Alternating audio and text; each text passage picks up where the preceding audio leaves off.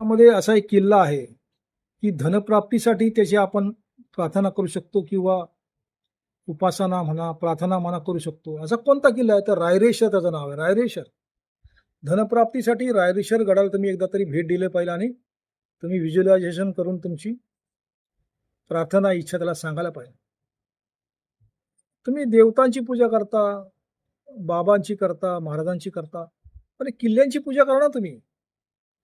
या रायरेश्वरवर भगवान शंकराचं मंदिर आहे आणि जननी देवी मातेचं सुद्धा मंदिर आहे. त्या किल्ल्याला तुम्ही सकारात्मकपणे भेट द्यायला पाहिजे. आणि याची पार्श्वभूमी काय आहे? छत्रपती शिवाजी महाराजांनी स्वराज्य स्थापनेची शपथ घेतलेली ही जागा आहे, पवित्र भूमी आहे, आध्यात्मिक आणि ऐतिहासिक दृष्ट्या अत्यंत महत्त्वाची. स्वराज्याची सुरुवात इथूनच झाली, त्यामुळे हे स्थान प्रेरणादायी आणि सकारात्मक ऊर्जेसाठी अत्यंत शुभ आहे.